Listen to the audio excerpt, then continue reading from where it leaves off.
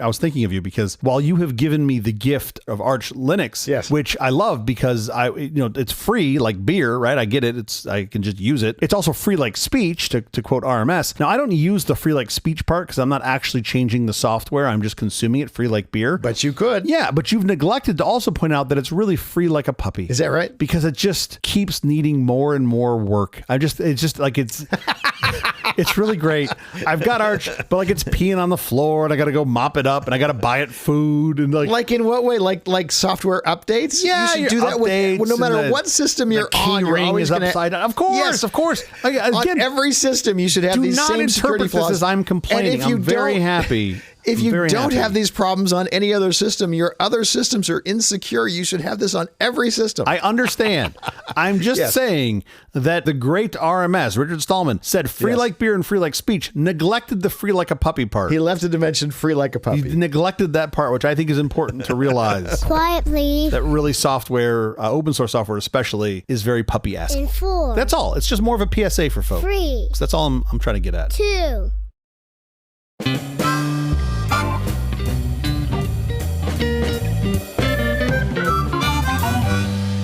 The Apple Company presents a truly terrible podcast. Welcome to Nonsense Season 4, Episode 20. I'm Jeff Parker. I'm CJ Little. This is our take on the week's business, tech, and entertainment headlines. This time, algorithm on trial, the verdict that turns social media features into legal liabilities. Oh, not so sad now, are you, Winklevoss twins?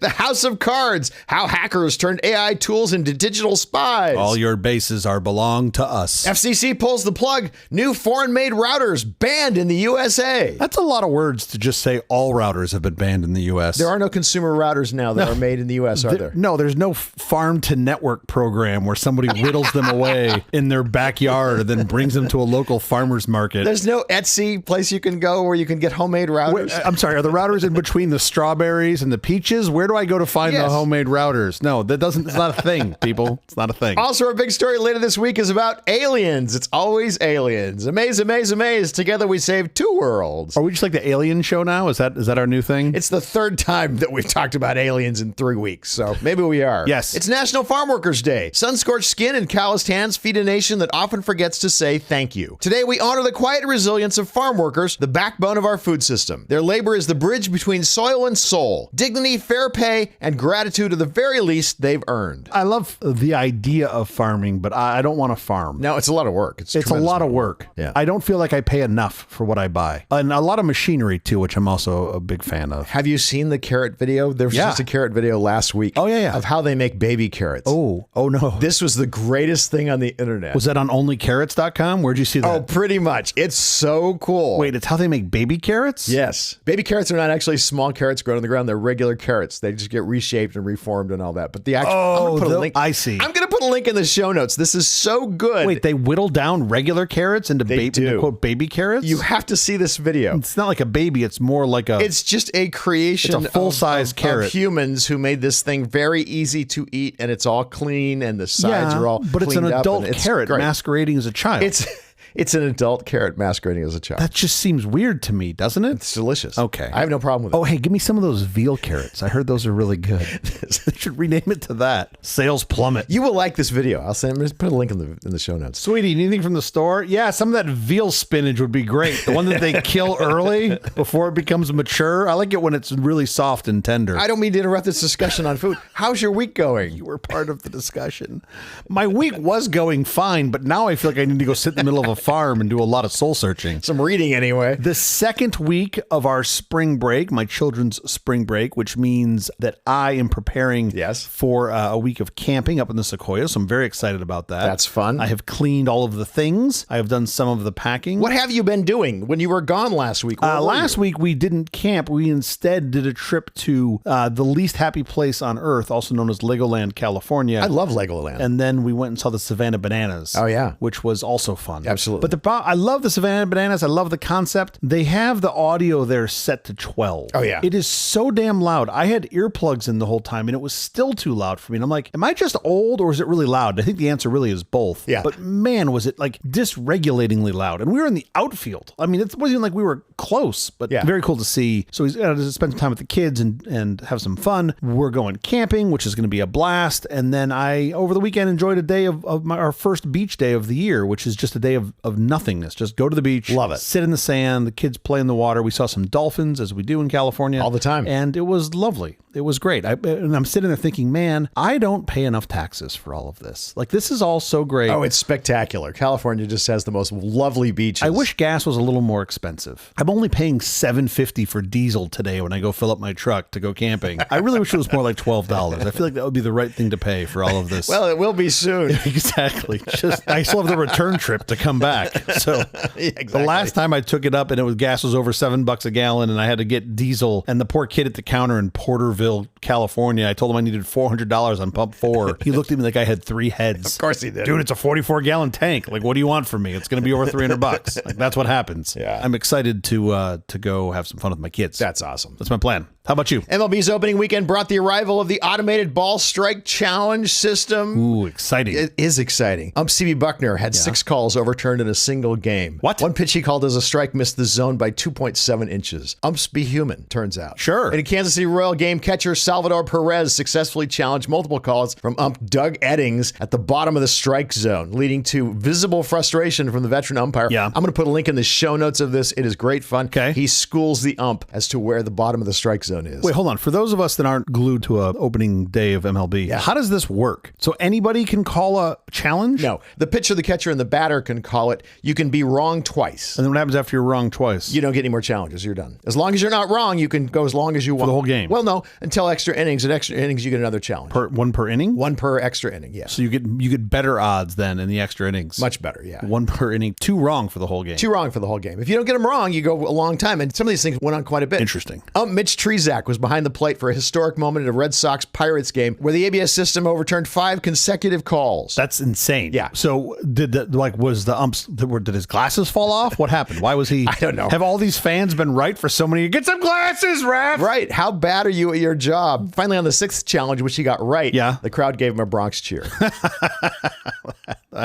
In unrelated news, ump Mitch Trezak has retired. Yeah, some of these guys might want to retire. I think it's really hard for a young person to call those things accurately with great vision. Imagine as you get older. Sure. I mean, theoretically, more experience should kick in, but I think vision really, really matters. It's completely remarkable how the ABS system does not slow down the game. The average challenge time is 12 to 14 seconds, and over half of the challenges have been successful. That's impressive. I mean, this might be the best use for these crappy Tesla humanoid robots. You just put them in the ump position, and all they do is regurgitate whatever the ABS system figured out. In the minor league, they had a time when they did that. By the way, I prefer those humans overseeing the computer. Sure. So that the umps are getting the calls first, and then if the umps want to override, the umps can override. Yeah, I'm fine with that. Not the way it is now, which is the computer is correcting the ump. I think that's a little strange. And in the minor leagues, when they tried it that way, where they actually got a little earpiece, the computer would tell them it's a ball, it's a strike, whatever it would tell them, and then the ump would actually make the call of their choice. Sure. In every case, they stayed with the computer. Sure. The calls not only were 100% accurate, there were no delays at all during the game. Yeah. Not even a 12-second or 14-second delay. Wow. That's a better system. I'm not a fan that they're calling it ABS. Such a popular acronym. Could we call it something different? Plastic. Plasticky, or the brake system on cars, anti-lock braking system. Yeah. I feel like they should just call it the BS system. I feel like that would be better. That would be more aligned with what it is. Just call it the correct system because, the call's enough. I got one more thing before I get off my week. There's been a thing that has been going around for the past, it's more than the past week. COVID? But I'm finally at the point where I want to talk about it, which is plug-in solar. Have you seen anything called plug-in solar? Are you familiar with this phrase? Plug-in solar. These are, I'm guessing they're like solar cells that you plug in. They're solar panels, and you don't have to have a permit or anything else. You just literally plug them into your wall, and it starts supplying electricity to your house. Land of the free. I don't need a permit for my solar. Come on. It's not even legal in California yet. Although there is a California SB 868, which will classify systems under 1,200 watts as appliances rather than power plants. So you don't need any interconnection agreements. You don't have don't get utility fees. You get good protections for renters who want to use the system. Sure. Pretty cool. It doesn't backfeed the system in case there's an outage. The plug's prongs go dead the instant you pull them out of the wall, but it contributes to the amount of electricity that you That's cool. pull out of the air off the sun. There is a reason that we have the plug and receptacle system, because the thing that provides power is not supposed to be exposed, which is the receptacle side. Yeah. So when you start providing power on a plug, I do get a little nervous. You unplug it and it drops dead. Yeah. It's really that's nicely the magic. engineered. Yeah. Anyway, I'm sure these work great. Don't touch the prongs. It's not like a 9-volt battery. You don't lick it to see if it's on. Exactly.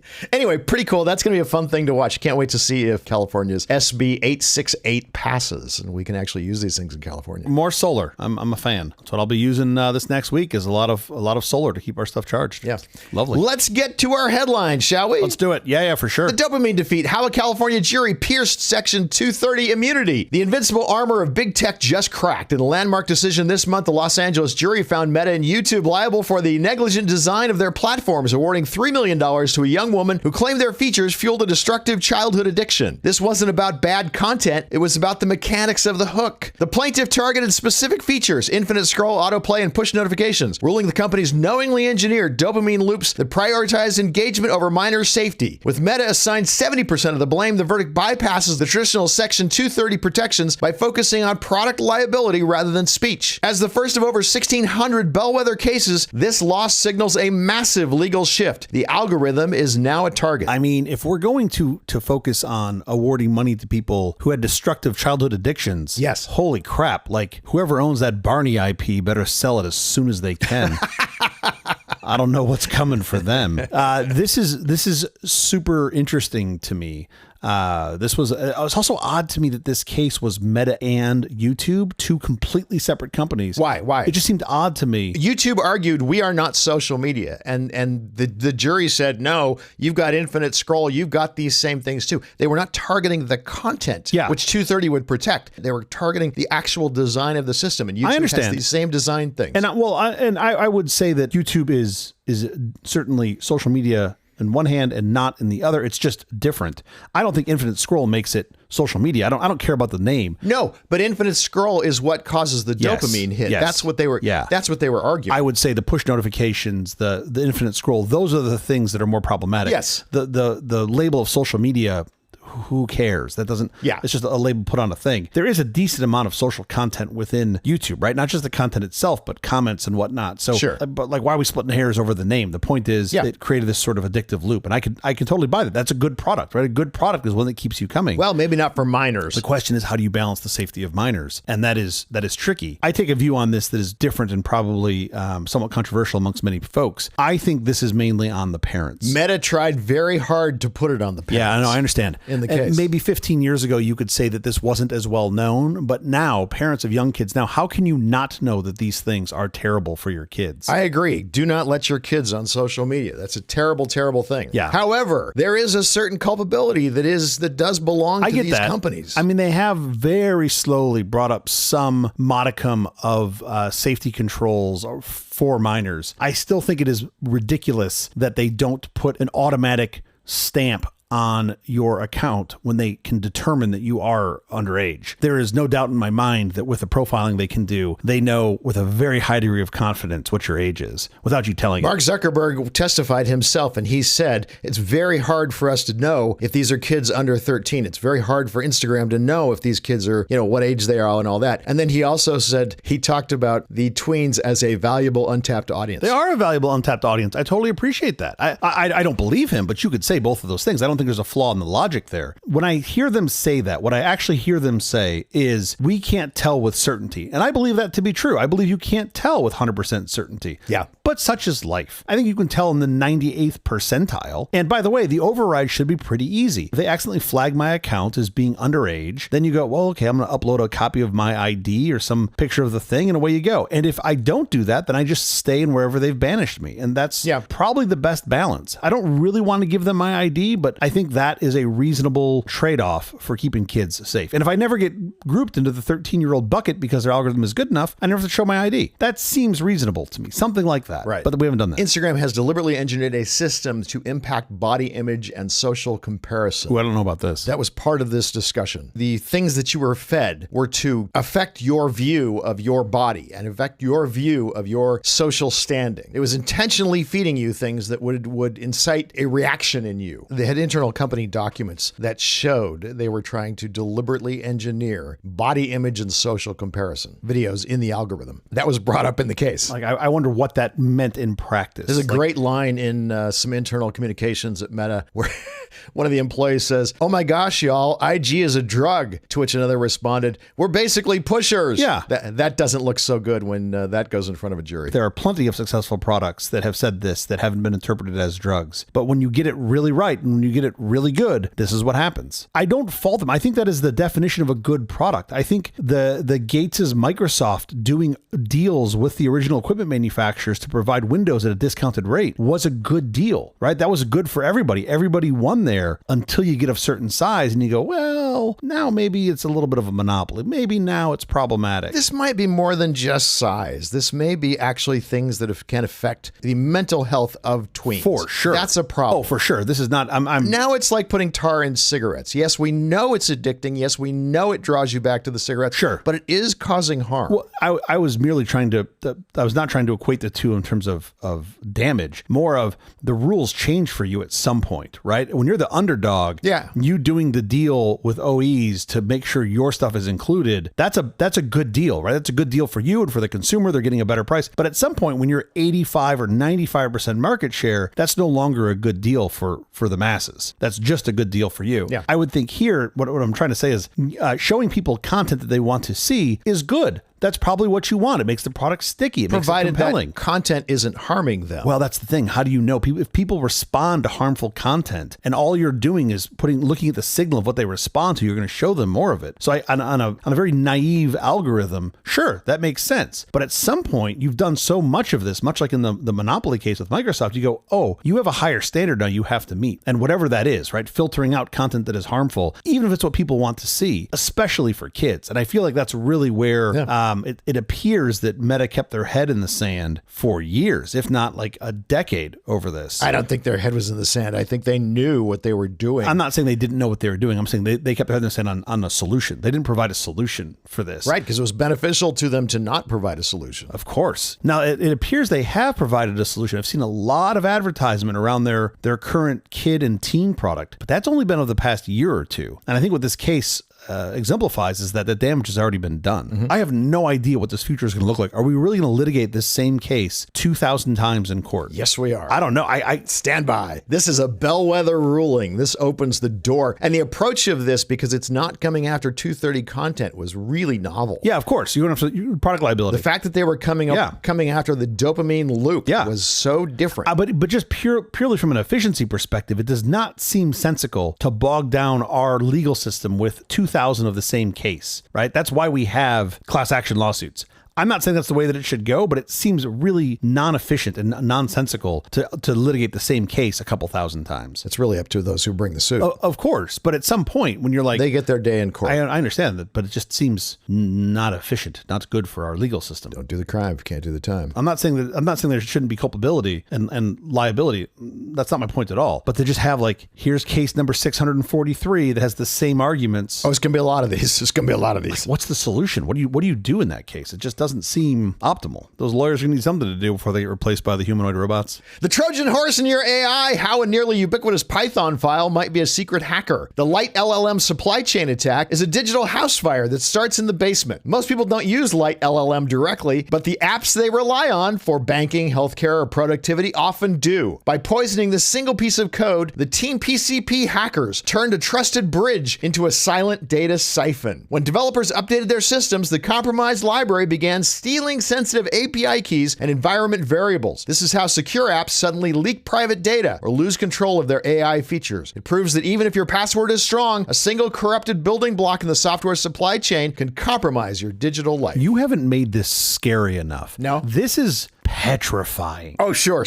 As a lifelong software developer, I read this story and I was like, oh man, my first reaction was, I'm surprised it's taken this long for there to be something this bad that's happened. We've seen these before. This is not the first time. Sure. Effectively, to try to simplify it, there is a package that is used by many pieces of software that helps integrate your interface to LLMs. So it's for developers. No consumer would ever use this package. They do. They're using it. They just don't know that. You would never use it directly. Yeah. You would never go out. No consumer would go out and use this package directly. You would use software that uses something that uses this. And that's the way that it's been implemented. So even from a developer perspective, many developers were not using this package directly. They were using some other thing that then had this behind it. And that's the trust chain that got broken. The way it was done was pretty amazing. I mean, this package, by the way, normally gets about 95 million downloads per month. Yeah. It is one of the more popular packages. It's used by everybody. Yeah. And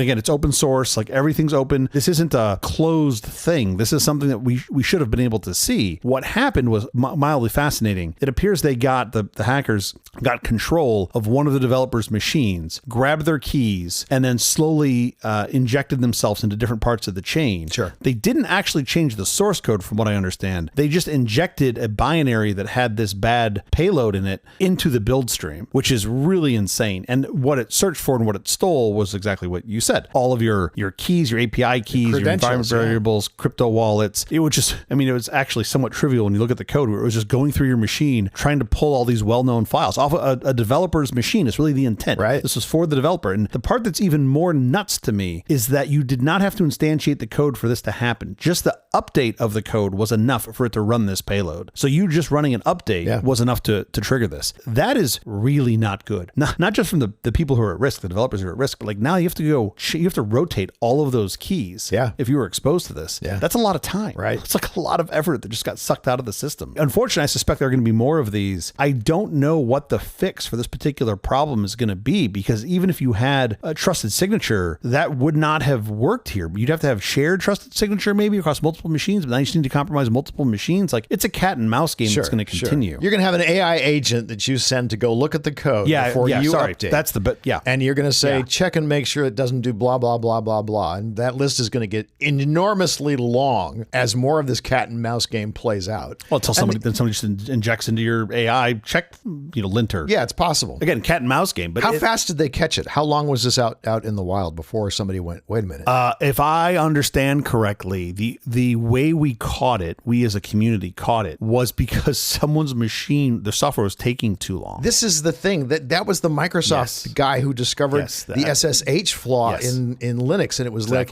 his machine took literally a half second. He noticed it seemed to take an extra half second to do something that he'd done many, many times. And he went, something's wrong here. Yeah. In that case, that dude was insanely meticulous. Yeah. And that's why we caught it. Like, if that human didn't exist in that time at that place, that thing would probably still be deployed. Nah, somebody would have caught it. People notice those things. Sure, but that one was hard. Especially in the developer community, you care about a half second. This one was not nearly that tight, but people saw, I think what they saw, CPU usage spike, and they're like, well, why is that happening here? This shouldn't be happening. Yeah. And they dug in and they're like, what is this payload? And they're like, oh, this is bad. Yeah. And the payload was injected, again, it wasn't in source code. It was injected as, I think it was like 2 base 64 encoded strings and then executed some code. So it was like, kind of hidden, not well, but sort of hidden in the payload that was in there. But it just bananas. Like, it shows how at risk we still are in this lovely global community of software that we have. There's still real risk in there, which is kind of a bummer. There is risk, but both the Microsoft guy who discovered the extra half second and whoever figured this out, both of them, I'm impressed at how quickly we came across,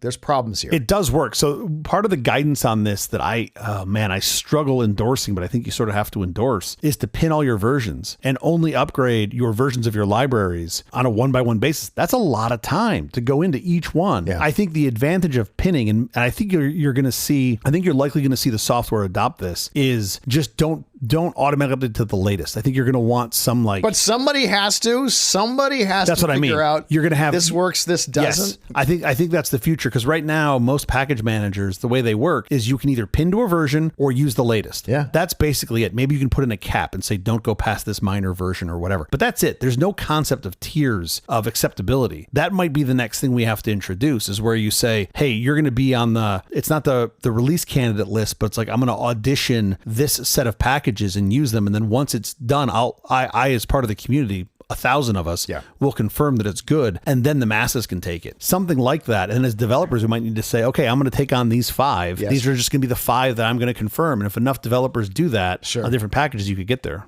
As long as we've got a good internet connection, everything will be fine.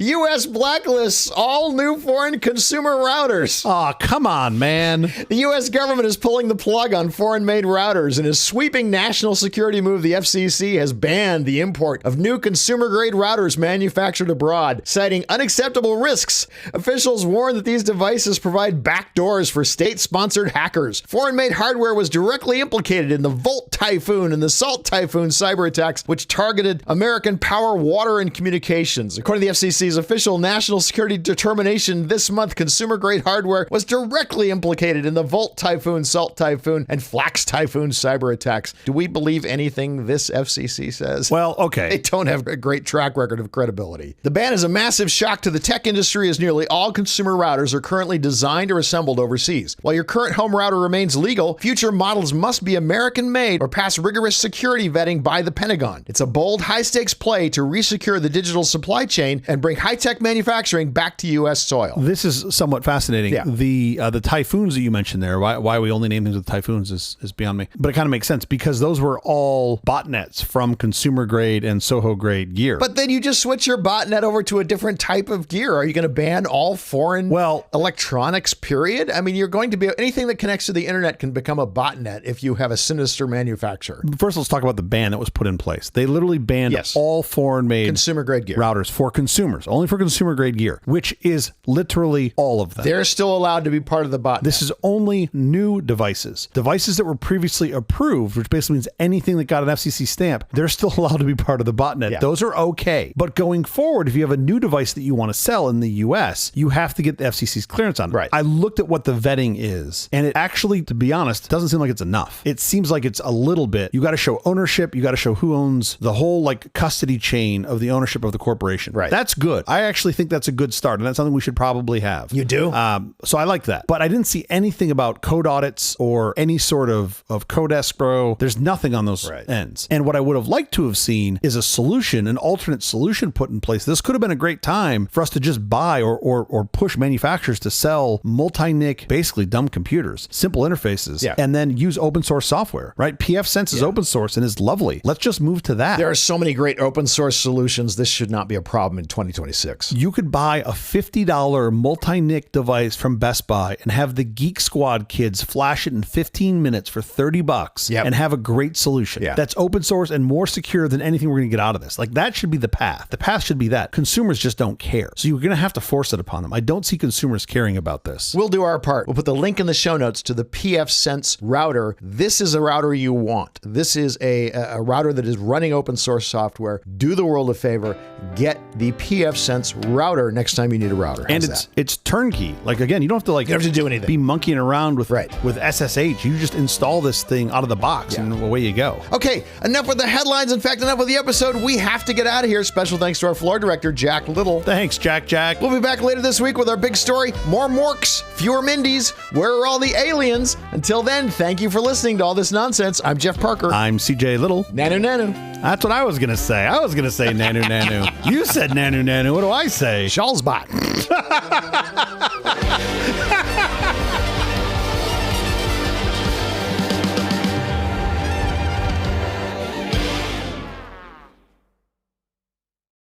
With Sony's Betamax SL8600 video recorder, you can see any TV show you want, Jeff, anytime you want to see it. I love that. The Betamax, which plugs into any TV set and is easy to operate, can videotape a show for up to 3 hours long. Whoa. Using the L750 video cassettes. I know, you're excited, aren't you? Get out. By setting the easy-to-use electronic timer, the Betamax works while you're doing something else, even while you're out of the house. Whoa. It can also videotape something off of one channel while you're watching something on another channel. This is sorcery. It's like we live in the future. And remember, Sony has more experience in video recorders than anyone. Crazy. Over 20 years of videotape experience. In fact, Sony sold more video recorders to broadcasters and industry than any other consumer manufacturer. Absolutely. They even make their own tape. They do. So for years, you've watched TV shows at the times you've had to. Now, you can watch them at the times you want to. It's about time. It's a total game changer. The Sony Betamax SL8600. $5,200 at an electronics retailer near you. Please tell me you have adjusted that price I've for adjusted current that price. dollars. That is current price. I'm always going to give you these numbers in Okay. current price.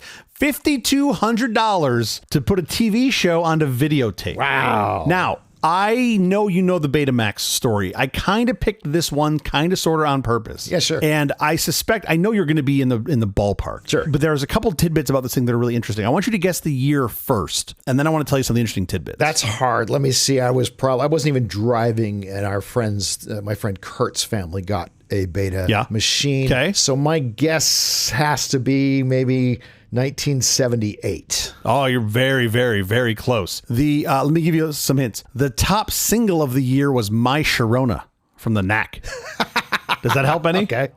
No, but I've met Sharona. Also in the top, oh, that's cool. Also in the top 10 were two singles from Donna Summer, one from Rod Stewart, Gloria Gaynor, and the Village People. Does that help any? No. 1979. Oh, wow. That was close. That was Now, close. this was the first Betamax with a built-in digital clock. Yeah. It had a wired pause control, which I find hysterical. The biggest problem with it, though, from a product perspective, was that it handled the new, what they called the X2 speed. Yeah, it was sure, like the, sure. the faster... Slower. I'm sorry, the slower record speed at less resolution. Right. The Betamax had better quality than the VHS, the competitor at the time, but only But the 60-minute VHS tapes. could record longer. Yeah. Right. So they did this slower. So they dropped lines of resolution to get a longer tape, which basically negated any sort of technical improvement value that it had over the VHS. Picture quality advantage. Yeah. But I didn't know this. This 8600 apparently could not play previous Beta 1 tapes. wasn't backward compatible. Wow. So it just sort of existed in its own little universe. Oh, that's terrible. So that kind of blew my mind, but this is the thing that really blew my mind. Despite losing the format war, Sony continued to make Betamax recorders until August of 2002. Oh, wow. I didn't know that. And they sold blank beta cassettes until March of 2016, which was really the end of its sort of commercial lifespan. Yeah. And this thing, I'll put a link in the show notes. I loved when electronics looked like a piece of furniture. And this was still huge. It had like wood siding on it or whatever, probably yeah. a sticker, like sort of like the Atari flashback at the time. Kurt's family's had wood siding on This thing was massive. Yeah. Yep. I remember that. $1,150 in 1979, Wow. which is about $5,200 today. Yeah. Just to think about that from a television perspective, like you had your TV and then you had this thing so that you could record television. Like that was your entertainment destination. Sure. The Sony Betamax SL8600,